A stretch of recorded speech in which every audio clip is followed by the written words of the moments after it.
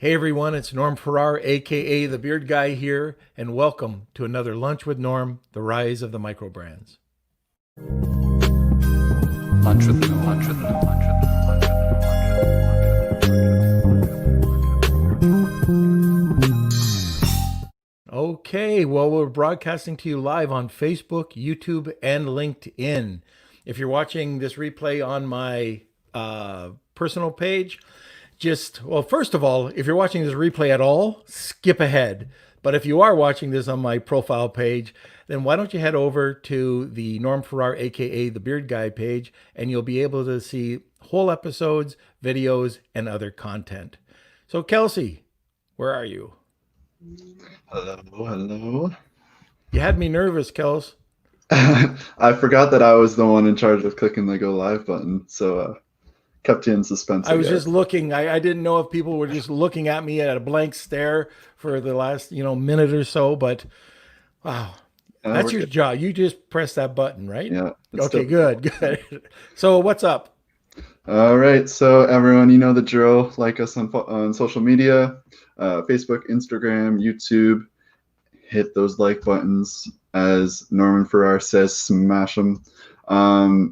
So everything that you go that we stream here goes directly to YouTube as well. So if you miss it and you're watching this as a replay, you can go to YouTube to find it. And looks like we got Nathan Clark here saying, Norm. Hey. All right, and we know that Dr. Cos is going to be joining us too. Sent us. This is a live Q&A, so if you guys have any questions at all, put them in the comment section and we'll add you to the list. We've already got lots of questions, so just be patient and we'll try and get to them as quickly as we can. Yeah, we're talking anything Amazon today or anything e-com. So just throw your questions over in the comment box, and even after, we'll get to it for sure. All right, and we got another Giz120256. Greetings, hello, welcome to the show. And if you're watching this right now, please like and share it. Gets the word out for us, and we really appreciate it. And I think that's it for me. Okay, then get off the screen. There you go. All right. I did nothing. Anyways, I have a special guest today. He's a good friend of mine. He's got quite the past, and if you ever want to hear his details about his past, you got to check out I Know This Guy, where he you'll hear about the Tiger story, you'll hear about a bunch of different stuff, Michael Jordan, and a bunch of things. Let's put it that way. It's one of our most popular podcasts, and anyways, check it out. He's been featured in Lifestyles of the Rich and Famous, and that's covered in that podcast. Entertainment Tonight, a bunch of national TV shows. He's also been on in USA Today and in the Wall Street Journal. So my buddy, Kevin King, he knows everything about Amazon. He knows a lot about e-com, Amazon, just running business in general. He is a serial entrepreneur. So if you have any questions, throw them over into the comment box and we will get to them. So sit back, relax, grab a cup of coffee, and enjoy the show. And where is Mr. King? Hey, what's up, Norm? I'm good. How are you, man? I am doing great. How's it up there in the Great White North? It's getting cold. Is it? It's getting cold. How is it in Austin? It's about 90 degrees and sunny.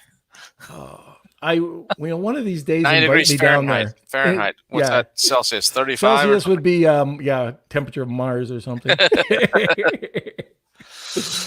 All right, sir. So, hey, why don't you tell everybody a little bit about what you're doing right now? How you're beating COVID? How am I beating COVID? I'm working. I mean, now that we can't do all these conferences and see each other. Actually, yesterday I was sitting there talking to my wife, and she's like, "You know what? I wish there was an Amazon conference right now because I'd really like to get out of here and go have some beers and shoot the shit with some people." But in this meantime, I've been keeping busy. I've launched a couple new companies. It's Q4. One of my businesses is a seasonal business, so that's ramping up right now. Got my hands full with 2 new Amazon businesses on top of that, plus the product Savants, and working on a virtual $1 billion seller summit that'll be announced soon. Oh, very good. Those are hey, if you've never been to one of Kevin's summits, you got to check it out. The average person attending the summit, and you don't have to be that average person, but what's the dollar range? Two or Uh, three uh, million? no, it's way. I think the first one was. I have to go back and look exactly, so I may have this off a little bit, but it was. I think the first one was like around 3.5 to $4 million a year on Amazon, and the last one was 6 or 7, I think. Yeah. So I'd have to go back and double check, but yeah, it's a very high level group of Amazon sellers. But the nice thing about that too is that there's a nice cross section. So you've got those high level people, not on only on Amazon, but right across ecom. Anybody in ecom could learn something from that conference. So I just like I've been to it. I go to a lot of events, and you know how to put it on right. Right from the first Illuminati conference that we met at. That's right. That was done. I mean, you know how to throw an event. You've been to them all. You went to both Illuminatis, right? Oh yeah, Yeah, and yeah. then you've been to Hey, I both follow Million Dollar. you. That's right. You've I'm your been like, ghost. I guess you are. Yeah. Yeah. What Kevin does, I gotta do. Hey, first, I guess one of the things I wanted to talk about today, because when you come on, you're coming on every month. We talk about what's kind of current, what's going on in Amazon, and we do have three different types of people on here. Well, first Amazon, and then just online sellers, but the beginner, the intermediate, and the advanced. And so I'm trying to just for the beginner right now. Do you have any advice for them? For a straight up beginner, I mean, I would absorb as much information as you can. Listen to as many podcasts as you can. Choose a course that you resonate with, and learn as much as you can, and make sure that you are going into this with the right funding. So if your budget, whatever your budget is, people always say, how much do I need to start? You can start with any amount. It's just a matter of the product that you choose and how fast you actually want to grow. Yeah, I recommend most people start with about $5,000 to $20,000 at a minimum. But you really need to make sure that you pick a product that you're going to be able to stay in stock on, and not spend all that money on that product. And that's where a lot of people make mistakes. So you got to really focus on that first product selection, and don't let it tie you up. Don't procrastinate for 6 months. Well, I just can't find the right product. There's plenty of opportunities out there, and don't necessarily shoot for the stars from the beginning. Start slow and build yourself up. Right. Yeah, I had an experience not a positive experience, but I had a client of mine that just would not get the proper capital together, and it killed him in the end. He couldn't do any marketing. He couldn't fund his inventory, but he had enough to buy his inventory. And that was my biggest fear, that he didn't have that 2 or 3 times his cost of goods built in for any type of marketing or promotion whatsoever. So he shot himself in the foot right from the beginning. Yeah, that's what I tell people. If you have $10,000 that you're going to be starting this with, you should not spend more than 4,000 on your initial inventory. You need a minimum of 2.5 times whatever your initial inventory cost. And so that's where a lot of people make a mistake. Is like they say I've got $10,000.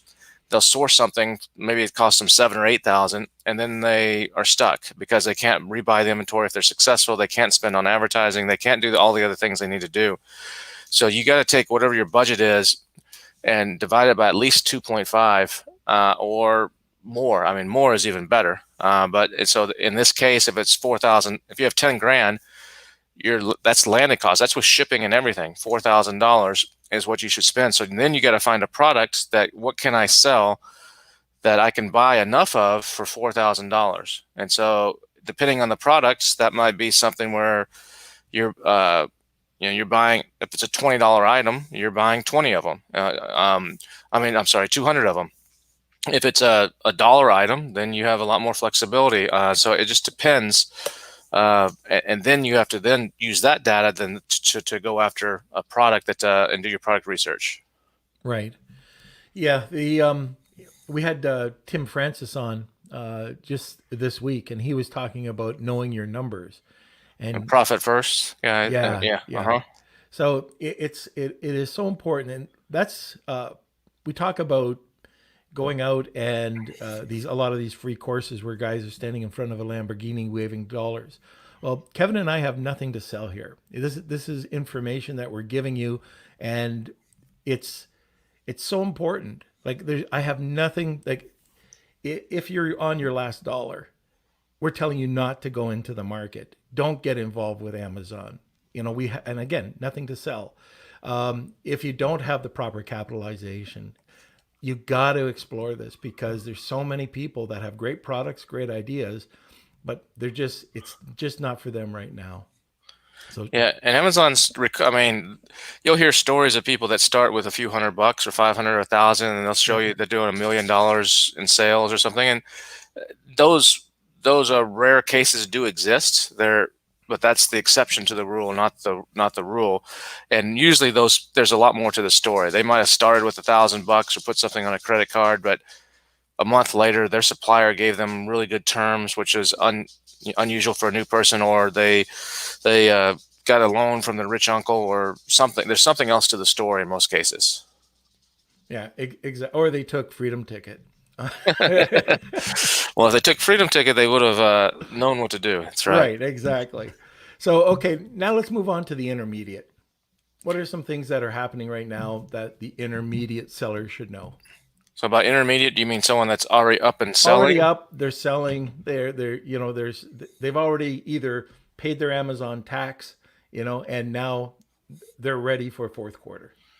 So an intermediate seller probably should be looking to grow. I mean, and that's in that stage, you're going to be looking at opportunities to grow. How can you extend out what you've already? What can you add? What variations can you add? Or looking at your brand analytics data to see what people are often buying with yours, to see like maybe this should be my next product because 7% of the people that are buying my my hammer are buying a screwdriver. So my next product should be I should take a look at screwdrivers and see if there's a good opportunity there.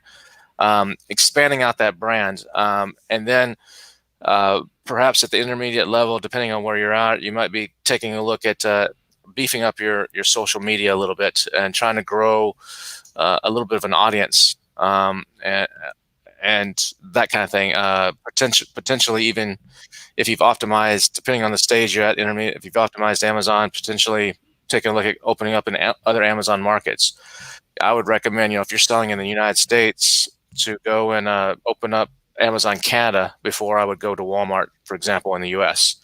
Because you already know the system, you already know how it works, you already know Amazon, and to be honest, Amazon Canada is probably going to make you more money, even though it's a much smaller market than Walmart in the U.S. In most cases. So I'd start looking at some of that kind of stuff. Okay. All right. Very good. One of the other things that you might want to take a look at too, we've talked about it quite a bit, but for that external traffic or just stealing some traffic from your competitors is going to posts. And I know you're a big fan of posts as well. Yeah, the Amazon Post is that's what you're talking about, right? Amazon Post. Yeah. Yeah, Amazon Post is good. Yeah, it's hard to know right now exactly what kind of sales you're generating from it, or what's happening there. But it's a great free tool to use on Amazon to get some extra eyeballs on your product. Yeah, and I like there's two things that I really like there's actually four things that they've given as new with the scheduling, with the multi-image. But I like the ability now to have those 5 extra columns where they don't tell you the sales data, but they do tell you the click rate Hmm. through the related post, the brand post. So you kind of get a feel for what's going on. And the other part, I don't know if you've been checking this out, but I think Amazon's really trying to build a true community because I see this on Amazon Live. Now they've added the follow button only. I think it's only to your brand feed. So you can build up that follow, like people that will follow your product. And you can also like drive traffic from Facebook now over to your own brand feed page, which has the follow button, which is kind of cool. Hmm. So, anyways, I'm kind of playing around with that. I haven't been playing around. Well, not that I haven't, but I've done a little bit of Facebook Live. Carlos has been on, Carlos Alvarez, and he has he had some great suggestions for Facebook Live. Are you using Facebook? Facebook Sorry, Live. Facebook, not Facebook Live. The Amazon Live. No, I haven't tested that yet. I have not tested Amazon Live. It's kind of like doing an infomercial, isn't it? There's some really cool things that you can do with it, Kev. One of the things is you could just do a regular podcast, and then you can take that podcast and repurpose it. So we do that with this. Well, this podcast, we'll take it, we'll split it up 10, 20 times, put it in social media. Well, you Mm-hmm. can do that with Amazon Live, and you can create a podcast. Actually, like let's just take a knife. I always use a knife, okay? But you can create a cooking show with a knife using chefs. They videotape it, they give it to you, you upload it, or they can do it live. And you can create this really cool following with it. And you can also take all that information and repurpose it and upload it. Or this is another thing that we're doing. And this is with brand influencers and brand ambassadors. And that's getting them to do all the content for us. So for Amazon Posts, we're getting people to just give us basically influencers that give us their images basically for free, and then videos that we can upload to Amazon Live. Now, we haven't done that too much. We are going to be experimenting with it right now in Q4, but I think it's going to be something pretty cool. What do you think about that? I think that's cool. I mean, I've heard a lot of good things about Amazon Live. I haven't had a chance to delve into it yet. But I think that strategy of cutting stuff up or having that pre-recorded could be really good. Yeah. All That's right. So interesting. Carlos, he knows his stuff. So Carlos yeah. is, man, I'll never tell that to his face. But what about the advanced seller? The advanced seller, I mean, I would say the advanced seller should be looking to cut costs, to really get the profit as high as they can, cut all the extra fat in the company, whether that's employees or VAs or software tools that they hardly ever use, and be looking to see how they can position themselves to sell. Right. I think that's the number one thing an advanced seller could be doing, and or maybe they don't want to sell, but I don't know why you wouldn't want to. I mean, some people, I guess, are really tied to their business, but the money's when you sell. So even if you got really good cash flow right now, the money's still when you sell. Right. So anybody that's not looking, I mean, someone that's an advanced seller that's been doing this, has an account for 5, 6, 7 years and is not looking to sell, tells me that this person may be full of shit, that they're really not making any money, or they're not as good as what they pretend to be. They're one of these guys that drives a nice car but has no furniture in the house, or something like that. Or it could be, some people they want to leave this to their family or something. But I still say that's a mistake. There's so many people buying Amazon businesses right now. I mean, I just talked to another company this week that hasn't come out public yet. Most people have heard of Thrasio or some of those guys that are buying a lot of businesses, but these guys have $175 million. And their initial fund to start buying businesses, and there's more of these coming.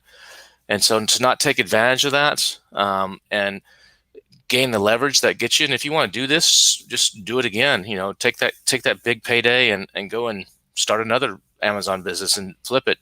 My friend David, you know him from $1 Billion Seller Summit. Yep. And Leah, that they're on their second. I think they just are about to complete or just recently completed their second flip.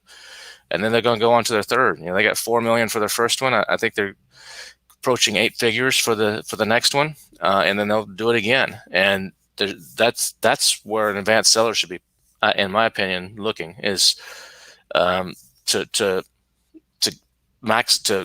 sell it. Or I mean, in some cases, maybe you won't even go buy. An advanced seller may say, well, if I'm doing okay now, but maybe I've got a little bit of extra cash flow. Maybe I can even get my multiple higher by going and buying some other Amazon businesses. Let me go buy 3 or 4 other guys, put them into my portfolio, and then sell it. It's just the opportunity is huge right now. People should be taking advantage of that, and a lot of people aren't. Yeah, and you've got to be to take advantage of a really great multiple, you've got to be on the incline. You can't wait until it starts to come Yeah, down. yeah. You don't want to wait too late or wait Yeah. till Amazon changes the algorithm or some competitor comes in and knocks off your best seller, and then it's too late. Yeah. So just give a couple of shout outs here. So, hey, Nathan, how's it going? Faye, Giz120256, Ricardo. Hey, Frank Sell. Hey, Frank was on I Know This Guy, and he has a great story as well and a great brand. Yelchin, nice to see you back, sir. Um, okay, let me see. Let's go on. I mean, Frank is saying, what's the advantage of selling versus continuing a profitable business? And a lot of people ask that question. Why would I sell if I'm making money? It's because you may be making money on paper, but you're probably constantly having to reinvest a lot of those profits, unless you did profit first and you're taking it out up front. You're having to reinvest a lot of that stuff. Why not take a big payday? I mean, you can get a multiple of, if you're making $100,000 a month in profit, you could get $3 million in cash right now, probably in your pocket, instead of 100,000. And then to get to that 3 million would take you 30 months at your current run rate of 100,000 a month. Well, if you with $3 million bucks, you could come back and start another company, maybe put 2 million of that, 2.5 million of that away, or take a nice vacation or buy something or whatever you want to do with it. Take 500,000 and start again. And that's 30-month period. Instead of being at instead of having being at the 3 million, now you've got 3 million in your pocket. Plus, even if you get to the same level of 100,000 again, now you've got another 3 million. You've doubled your money. It's foolish to not sell in my opinion, to not be looking to sell in today's market. Right, unless you're trying to build it as a legacy for your family. But yeah, for me, I would be looking at selling whenever I could. It's nice to flip. And a lot of people, they don't sell because honestly, it may be a little embarrassing to them. They're not doing as well as they think they should be, or they're not doing that great. There's a lot of people that are selling on Amazon. The only people making money is Amazon, or they're eking out a small living and they're able to pay their bills, but they have a job, not a business. And just to address that, a lot of people that might be doing really poorly or just breaking even on Amazon, if you were to go back and just recheck what you're doing, the numbers, where you can cut costs, where you need to spend money and not where you have to, or spend the right money, not the bad money, you'll start to see that the profit will start to come in line. If you've got everything and if you've got the sales, people like your product, there's got to be some reason why you're not making money. Maybe you're not selling it high enough. Maybe it's just a few tweaks in the packaging so you can bring the cost up a bit. Maybe it's just really poor PPC. But all of these things you take into consideration and just look at them one at a time. Like on the weekend, just go through it. It doesn't take a lot to clean up your account. And like Kevin, if you have a clean account that's making some money, the money that you can make on Amazon selling your business, it could be it's going to be the most that you make on Amazon. Yeah, And that's the day that you make your money is when you sell your business. Period. that's when you make. Yeah, I think our friend Scott Dietz says that's when you make about 60-70% of the profit you're ever going to make in your business comes on the day you sell. Right. And so, I mean, as Yarrow was saying there, how would you define the best moment to sell? Is you need to sell when you're on the rise. And I don't know that there's a best moment. Is this month or 3 months from now the best? You just definitely need to be on the rise.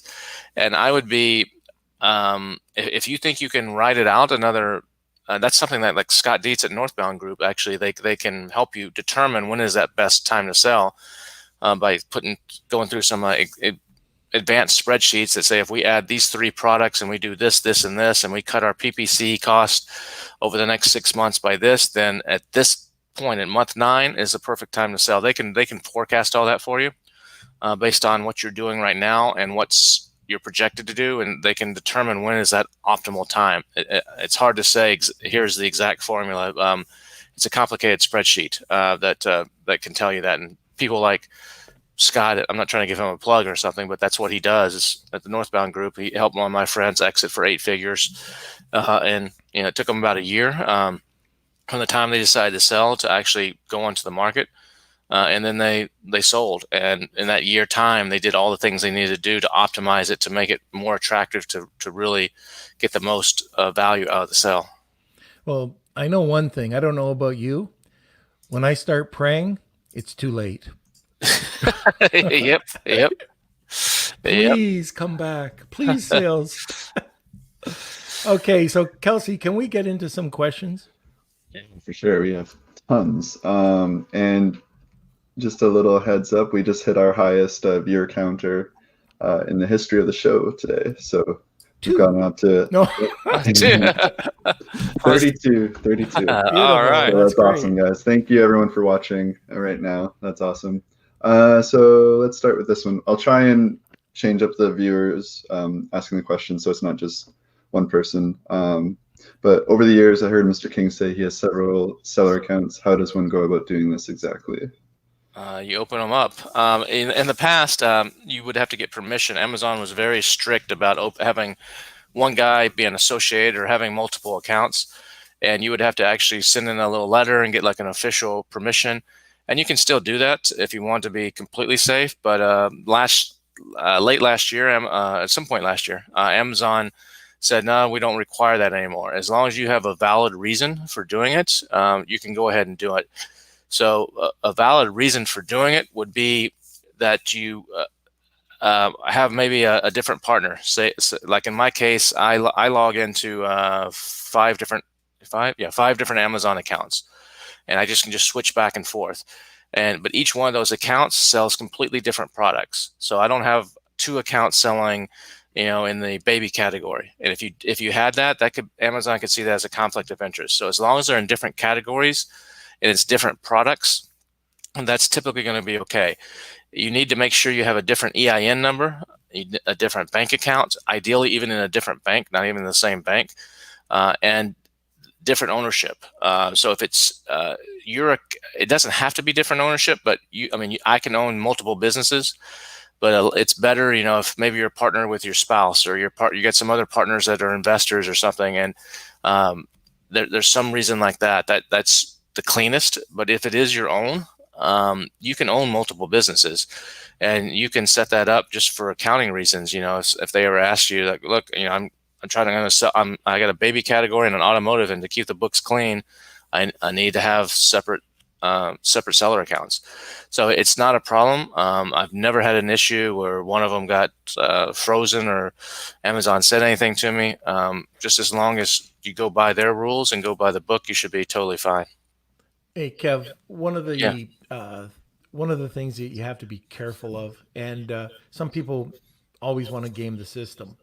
So if you're trying to box in the product, so you have the highest or the highest middle low or highest low price, and you're doing that for that reason, Amazon will shut you down. You're taking an unfair competitive advantage. So that's what I meant. You shouldn't be in the same. You should not open multiple accounts to sell the same stuff. Right. Yep. You should not do that. It used to be a pain in the butt, but yeah, now, like you said, it's pretty similar as long as you're not trying to game the system, and they'll catch you. Yeah, they'll catch you. They're pretty sharp at that. Yeah. Anything else, guys? I'm sure there's a few. Yeah. Thank you, Faye. She says thanks again for the Amazon Facebook Live. I see Yalchin says he uses 3 VPSs for 3 Amazon accounts. Yalchin, that's not necessary. Norm and I know a guy that has like 6 different computers, and each one is for a different Amazon account. And he's very careful to log in just exactly. That's someone that's trying to beat the system, or they're doing something you shouldn't be. If you're upfront and legit, there's no problem. You don't need a VPN or a VPS at all. And this thing where people are always, don't log in from a different Wi-Fi. If you're at a hotel or you're at your buddy's house, that's bullshit. I've logged in from hundreds of hotels around the world in 20, 30 different countries to my Amazon account. And it's not an issue. And so that as long as you're not doing anything you shouldn't be doing, don't worry about it. Okay. And going back to Faye, thank you very much, Faye. Yeah, and I see that I think Frank shared the video. So thanks, Frank. And let's do this question from Nathan Clark. Do you think reviews that are removed by Amazon are counted as an actual review, or after they delete it, they don't count it against you? I don't know specifically on that, but my hunch would be if they delete it, it's deleted. But I don't know what you mean. They count it against you. I don't believe. You know what? I don't know for sure if it stays in your overall score. I've never tested that. I mean, that would be kind of hard to know unless you just had like 5 reviews and you were a 5-star and or you're a 4.8 star and they deleted one of your 5 stars. You went to 4.6 or you stayed at 4.8. That's how you would have to test that. But I think if they delete it, they delete it. And let's do one from Giz. What is your opinion of add to cart strategies to initially position an ASIN prior to a full-on launch, or to augment other ranking strategies, aggressive PPC and/or rebates? I wouldn't do it. I would be very, very careful about trying to game the system. I mean, there's people that do add to carts or they give coupon codes that they know won't work. They'll do spin the wheel and someone will go and enter a coupon code and you know it's not going to work. It's just so you get the add to cart. But if you don't know the exact percentage, Amazon knows that every category and every type of product has a certain percentage that add to cart that never buy. And if you're outside of that range, Amazon is going to flag you. And so your product might be a 20% of people that add to cart never buy, but another category might be 42%. And if you get out of that range, it's going to look very suspicious to Amazon. If they got some reason to take a look or the algorithm does, they could catch you. So I'd be very careful. Yeah, I don't know if it was Dima, but somebody we were talking to recently, even when you're going and buying rebates, and you think that there's no footprint, well, there definitely could be a footprint depending on who and what you're using, because it's just not natural. Like you were just talking about, somebody that's going and just buying a product like that in 2 seconds. Not checking around, not going to a competitor's site to look around. It's just not natural. All of a sudden, I'm buying. And Well, that rebate thing, that's where people are going. Amazon, if you look in the URL code, they know if you type in hammer and up at the top, it's going to change the code. The URL is going to change a little bit. There's a bunch of other stuff in there. One of those is the page number.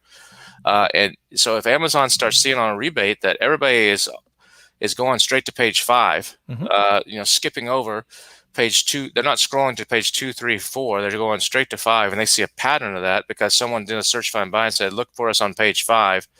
After you search for this word, Amazon sees that pattern, and they're like, "This is not natural. People don't just go and then actually buy it." The buy rate plus the fact that they're skipping is not natural, and they can penalize you for that.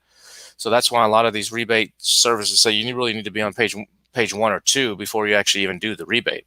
yeah, So it looks more, or someone will say the top 5 pages, but then people need to scroll through each page to find you one by one. But even then they know. So it's always best on rebates to be on page 1 or 2 to really minimize that footprint. absolutely. And it's like SEO or search, social media. There's so many people that say that they're rebate experts. You get these all the time in your email box, right? And they're not. They have no idea how a rebate works or search find buy works. They're just somebody that, oh, hey, look, I opened up a ManyChat account. I'm an expert. Hey, I have an iPhone. I'm a photographer. It doesn't work that way. You have to go to a reputable company that understands how the system works.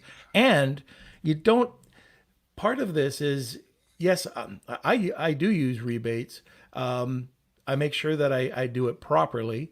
And I also want to make sure that that person has value. So they're getting something, they're getting something of value. They're getting a product that I hope they're going to come back and buy again if it's recurring.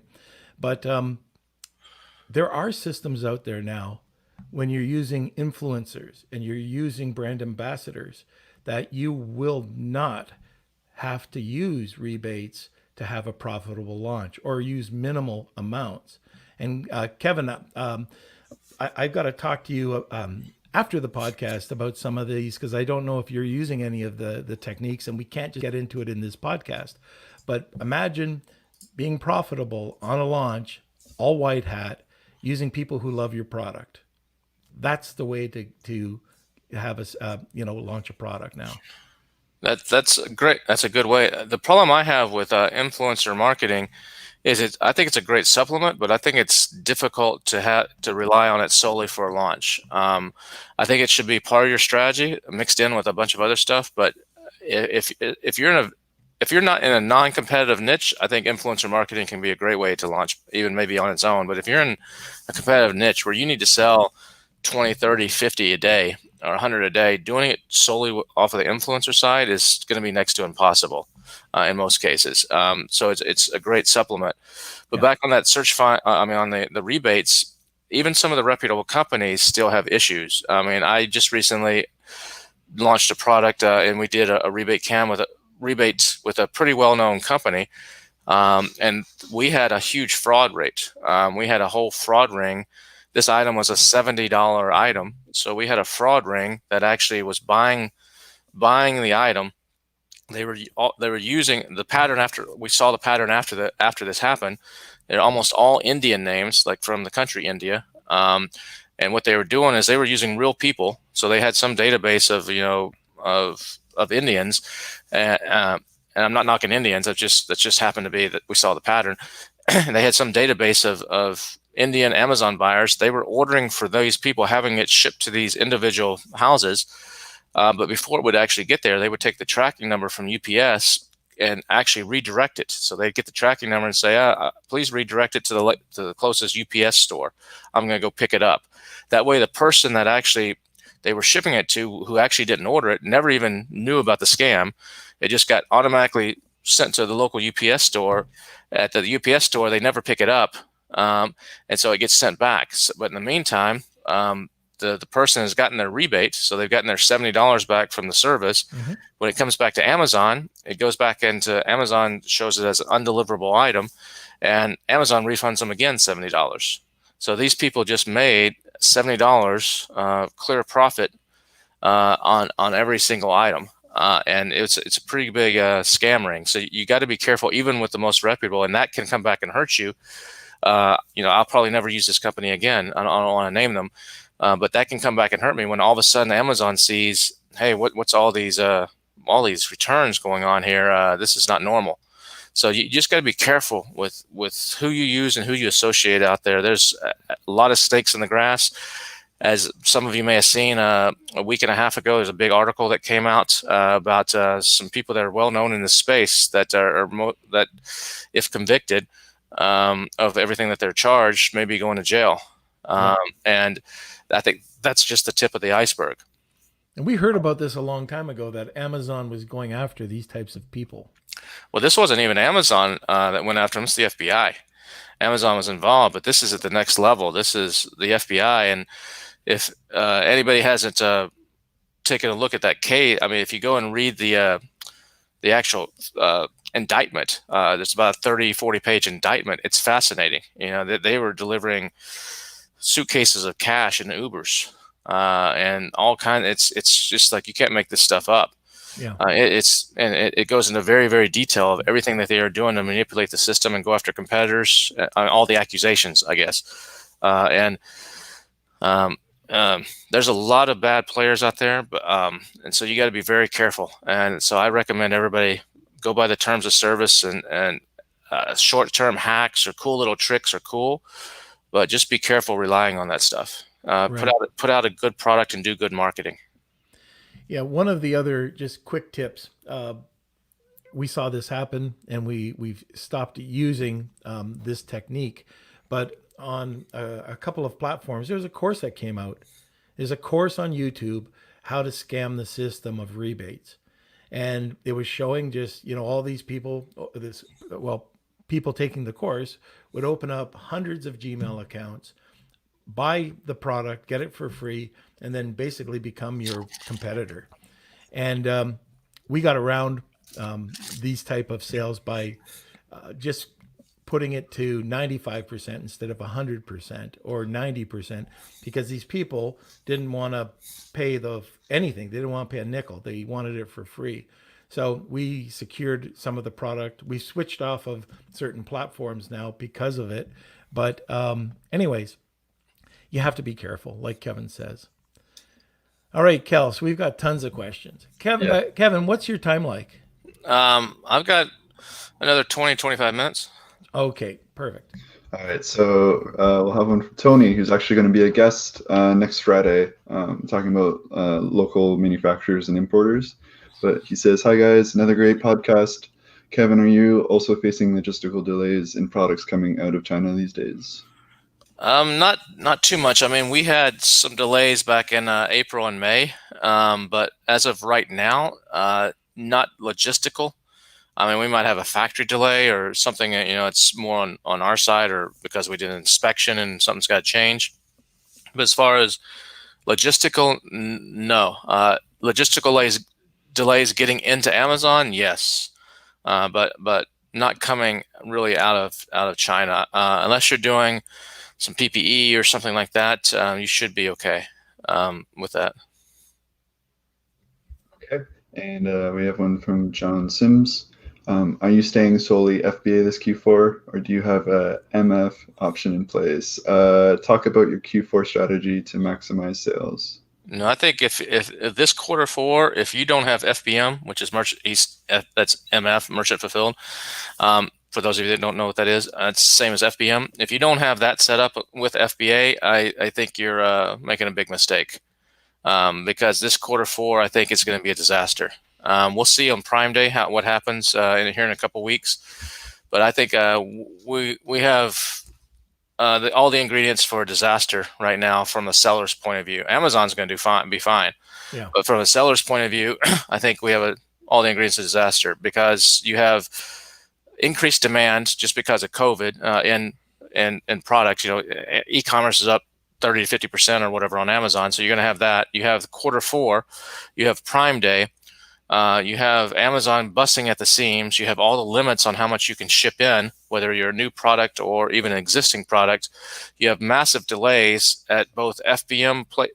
At FBM, if you're using a third-party fulfillment company, I know there's one in like Michigan that does a lot of stuff, and I talked to them a month or so ago, and they said, "Yeah, we can take you on if you want," because I was looking at it for my Freedom Ticket course of somebody to maybe recommend, and they're like, "But we'll be honest with you, it takes us 2 weeks to get something checked into our warehouse. So the UPS trailer drops it off and sits over here, and by the time we open up your boxes and sort it, takes us another 2 weeks.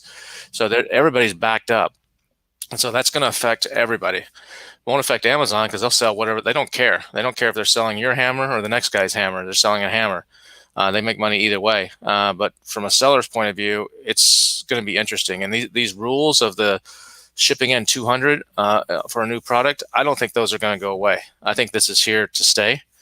I think they may modify it, and it may raise to 500, or there may be some other algorithm based on your past history or past sales or something where that gets some sort of adjustment. But I don't think that's going to go away, because Amazon's really trying not to be a warehouse but be a fulfillment center. And you have a lot of people that have been using Amazon as a warehouse. They take a course or watch a YouTube video, send 1,000 of their widgets into Amazon, and sell 16 of them.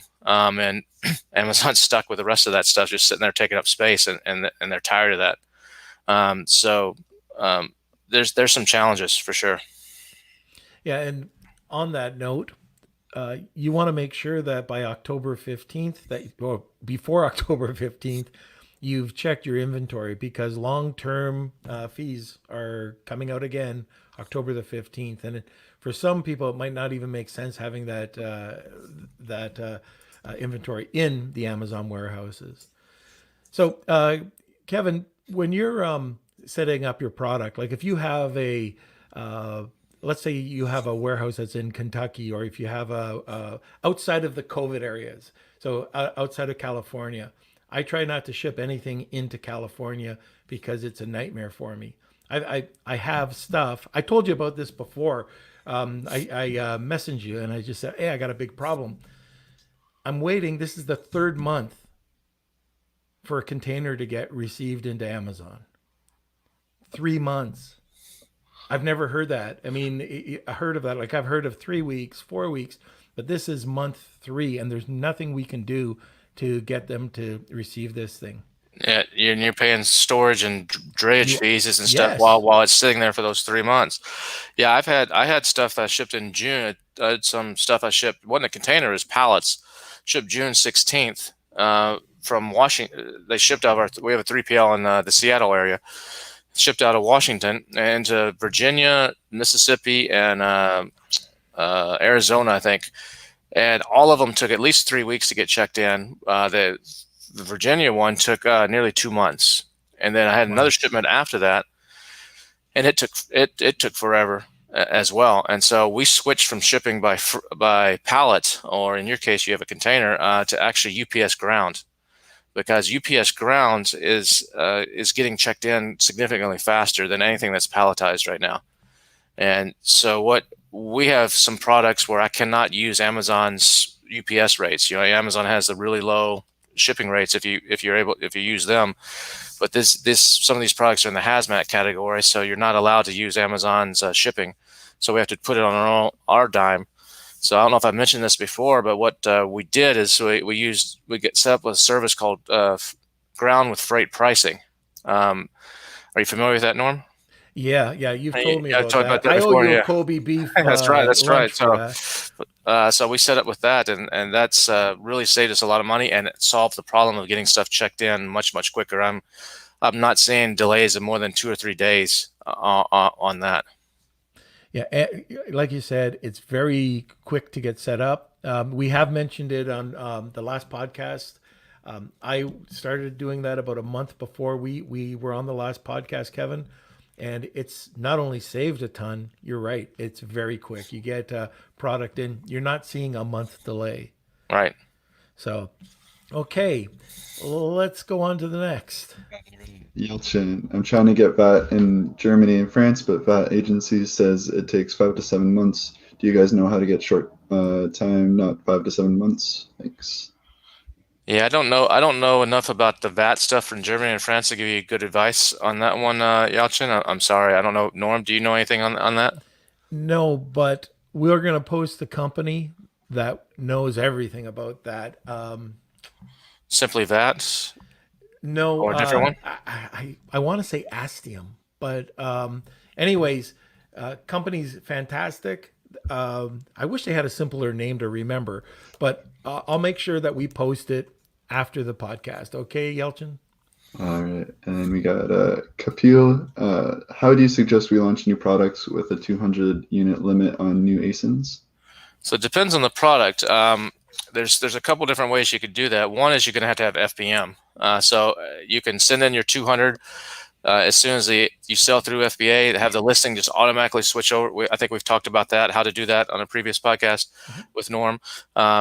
The easiest way to do that so it's automatic, and have that shift over to FBM, and then ship in your next. While you're waiting for the next ones to get checked in, you have to go seesaw back and forth. The other way you can do that is if your product is not a top seller, you might be able to get away with it. If you're only selling 5 units a day or something, you might be able to manage under that 200 limit. Or if it's a big seller, you're gonna have to change your strategy and go after the lower lying keywords, not the big keywords. Go after keywords that have 1,000 searches a month or something, or 500 searches a month, and try to capture a bunch of sales off of that, and just build up slower rather than going after the intermediate or big keywords in the beginning. And it's just going to take you longer to reach your full potential. But that's one of the way. Those are basically the two main ways to get around that. Right. Have you been? One of the things that we were going to be playing with rebates. So we have a product right now that's just getting into Amazon. I hope we get it, received within the next couple of days. And we got stuck with that 200 limit. We've done the FBM, like you've said, but we were going to hit it with rebates, and we're going to do the full launch. We're going to drive some traffic over using like we've already got it set up with posts and everything, so it's all set up. Now we wanted to get traffic, and we're hoping that this is a great product that with the rebates that we put in, we'll get the organic sales, and we'll be monitoring it very closely. And as soon as we have 50 units, we'll be sending out another 50 units, even though it may cost us a lot more in freight. We just want to have the product constantly in motion. And if we're not, if it does get stuck, the unfortunate part about it, we've got here's another. This sounds like it's an Amazon nightmare show, but it's not. Amazon is great, but this is another instance that happened, that we are allowed to have 5,000 units of something at one point. We've sent it in, but Amazon has lost it. But we can't replace the 5,000 units until they find it. Have you ever experienced that, Kev? Yeah. With the new rules, I haven't had. Yeah, I had some stuff. I had 3,000 that got checked in, but then lost in August. Yeah. And I opened up. You have to wait the 30 days, and you have to wait for this, and then open up a case for them to go look for it. And at one point, I was like, "Cool, I'll get $60,000. They'll pay me for these." As if I sold them. They take at less their discount. But then they actually mysteriously suddenly found them. But during that whole time, I could not ship in more. Yeah. So it because of these new rules. I mean, one thing you can do on a new launch too. I have not tried this, but I'm just thinking out loud here. Is if that with that 200 limit, go do a reboot and try to do 200 in a day or in 2 days. Just do some big huge blast. It's on some lower level keyword just to get that initial going, and then at the system within a week, it's going to see that you sold 200 in a day. Or two, and it's gonna project out over 3 months, because the inventory they're projecting a 3 month, and it actually then may come back and say now you can ship 700 in, Right, or 800 in, or something, and then immediately when it does that, don't wait a week, because the algorithm it'll adjust downward. Go ship those 800 in, and then you can maybe start your true launch. So it's kind of like you have a false start, and then you kick it into gear. Yeah, that's a great point, and that was what I was trying to explain on a smaller scale with this new client. Oh, okay. We got a few more. We have only 8 minutes left, approximately. So everyone watching, if we don't get to your question time, I don't know if we can answer them in the comments, maybe afterwards, or something like that, or wait till the next lunch with Kevin. Or you can beg Kevin to stay on a little longer. Yeah. But I'll jump right into another one. Let's see. All right. I am launching products only on FBM due to FBA warehouse delays, but cannot get the buy box. Any tips on getting the buy box? From Dr. Kaz. I don't know why you're not. If you're the only seller on that product, if it's your own private label product, and you can't get the buy box, that would mean maybe your pricing bands are off. Right. That'd be the first place I would look, is your pricing bands are either too low or too high. You can adjust that. Just go into Seller Central, and the columns on your inventory tab. There's a settings for your columns. Like you can turn and you hit that button, and you can turn on and off columns that show up in that report. And two of those columns are lowest price and highest price. And if you go in and turn those columns on, they're off by default. Turn those columns on, and it'll show up there with your BSR and your ASIN and your if and SKU and all that stuff in the FBA inventory report. And set that price to something that's much lower than what you think you're going to sell it for, and much higher. That will change your pricing bands that are set by default. And then any pricing you do, you're not going to get warnings. You're not going to get error messages. And it should help you get that buy box. That would be the first place that I would go and check if you're having that problem. Very good. From Kyle, our IPI score has been reducing steadily by 2 points for the past couple of months with no explanation or change, although we've tried many different things. This week we hit 500. Any insight on what really impacts the IPI score?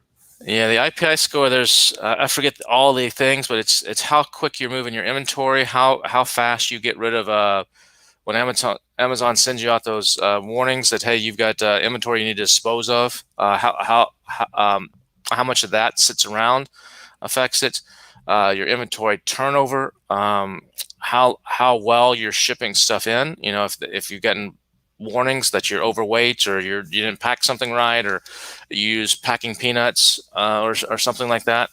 All those things affect it. But the one that affects it the most is being overstocked in inventory. But you should be able to Google. There's a few more things on that.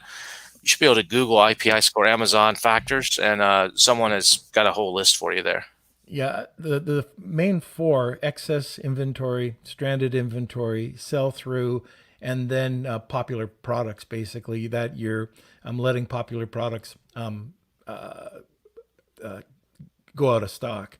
And if you're checking out that, go into Seller Central, go into inventory planning, and they've got something new. I don't know if you've checked it out, but go into health. So it'll be inventory health, and you'll see all four there. And you can click through and get some really detailed information. So for your excess, you'll see that you're 91 to 180, 181 to 365, 365 plus. And if you see that you're anything over, especially in the 365, that's hurting you. That's really hurting you. And why is it there? And just get it removed.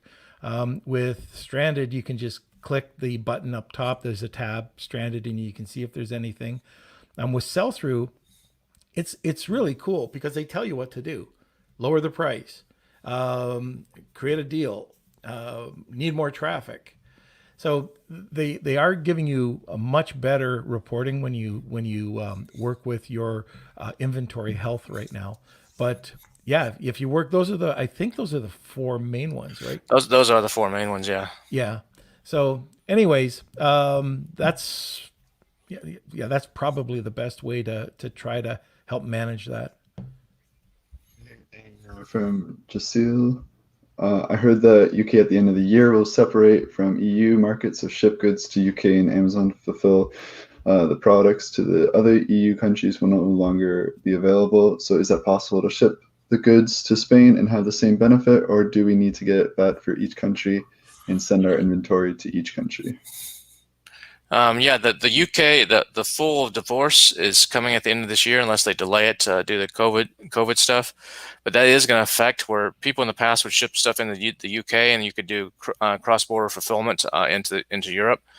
I would, yeah, you could. You're going to have to change that to cover the rest of Europe. Besides the UK, you're going to have two separate, basically, warehouse. You have your UK inventory, and then you're going to have your Europe inventory. So whether that's in Spain or Germany or Italy or wherever, that's what you're going to have to do to separate those two, unless they offer some sort of program where they'll handle that for you. But kind of like it wouldn't surprise me if they do something like they have in the U.S., where we have the North American market, where it's Mexico, Canada, and the U.S.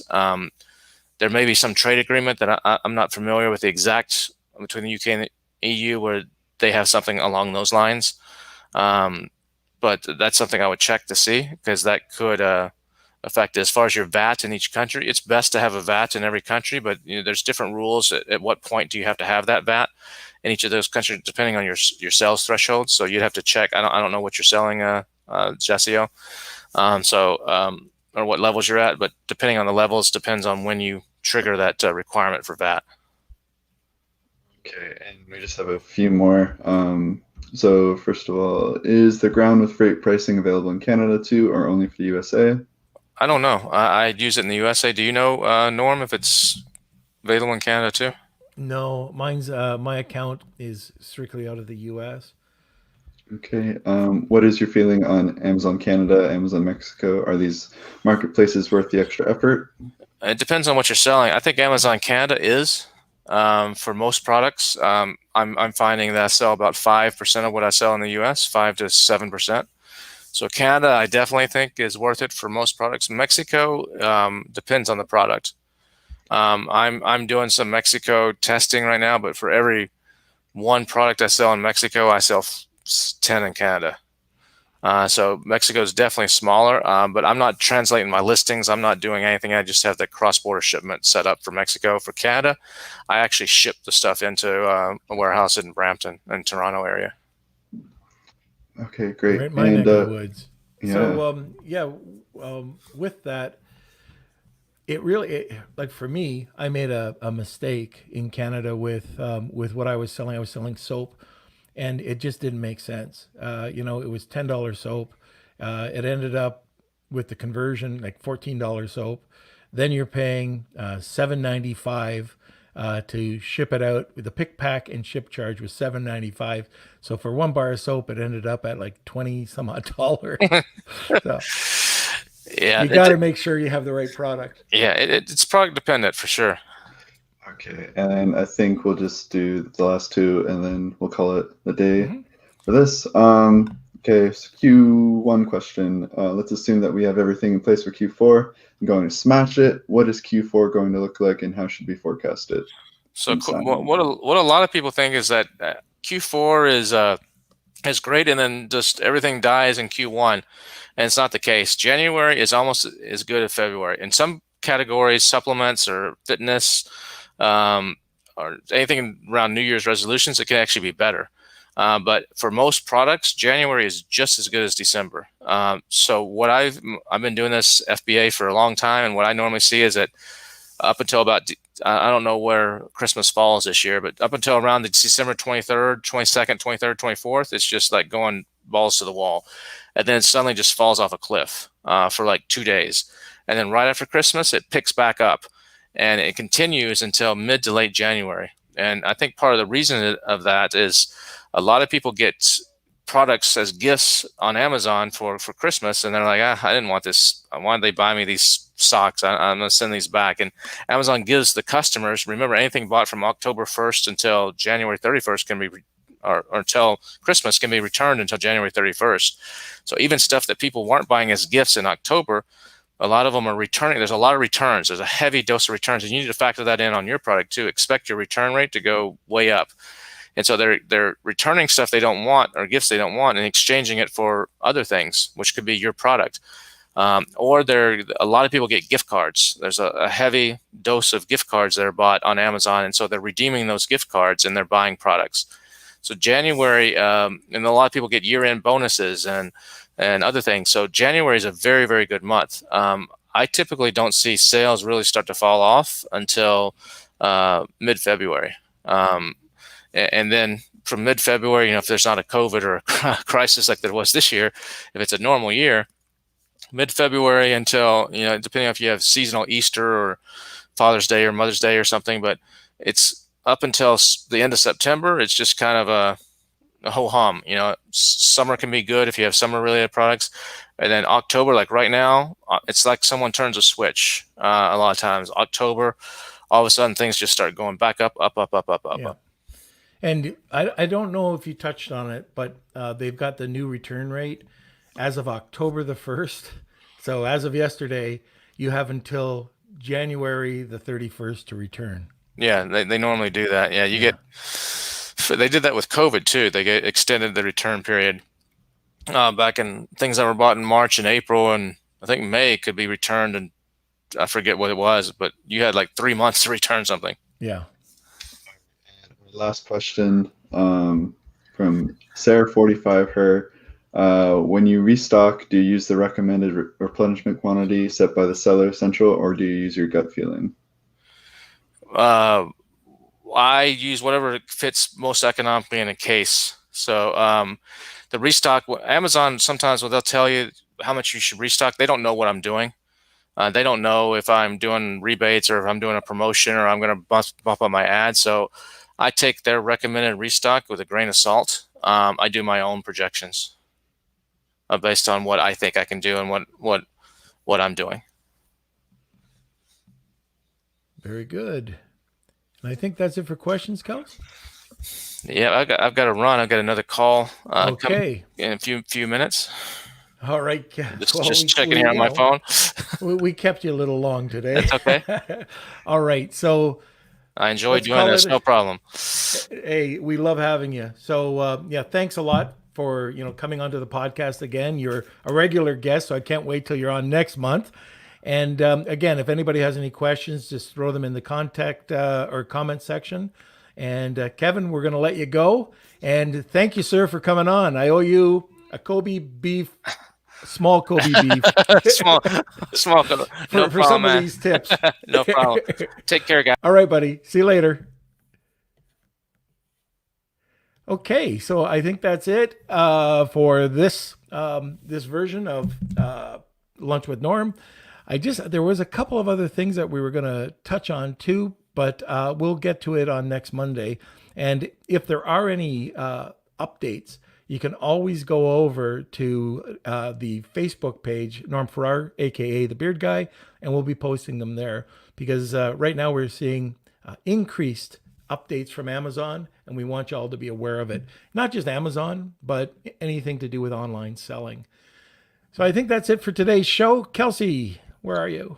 Yes. Hello, everyone. Welcome, or thanks for watching, everyone. This was great. Everyone, John, Victor, Yelchin, Michelle, Nathan, everyone that joined. It was awesome. Dr. Cause, too. Yeah, and thanks for the engagement, everybody. This is what makes the podcast the podcast. And speaking of engagement, we're kind of thinking about opening a Facebook group along with a page. So this would be an area where we'll do something fun. We'll talk to the guests. If there's any questions about anything that we talked about, we would put it there, upload the files, and you guys can build a community inside of it too. Maybe we'll do some giveaways and give out some mugs. But it's an idea that's out there. So if you are interested in something like that, put it in the comments. And yeah, if we get a lot of engagement with it, then we'll go ahead with it. Yeah, so Facebook, YouTube, Instagram. Michelle says the group would be great. Perfect. If you haven't yet, please like and share this. And if you like listening instead of watching, you don't like to see our faces, we understand. But so you can listen on Apple Podcast and Spotify. All the content's there. We have stuff everywhere. And yeah, I think that's about it. All right. So also, if you want to get outside this type of content, we have the newsletter, which, like I always say, does not suck. It's constant content. So every Monday, you'll receive something with news about all sorts of different articles from the e-commerce world. So not just Amazon, everywhere. So tune in, everybody, every Monday, Wednesday, and Friday at noon Eastern Standard Time. And that's it for today's episode. We'll see you all next Monday. One little thing, just to answer the question quickly. Yep. Can we have a calendar for the next few topics so we can prepare questions ahead of time? If you go to the Facebook, Norman Farrar, aka the Beard Guy, or hyphen Lunch with Norm, I put out the calendar for right now. It's a week ahead. I try my best. It's dependent on a lot of things, but I can give a list of the names of the guests that are booked in advance, but we might not have topics sorted out. It's all logistics. But if you go to the event section, you'll see the guests that are available that are coming up, usually at least a week ahead. If I'm really on the ball, I can get 2 weeks ahead. If he wants to get paid. All right, on that note. Okay, everybody. So thanks for watching, and we will see you next Monday. Lunch with Norm.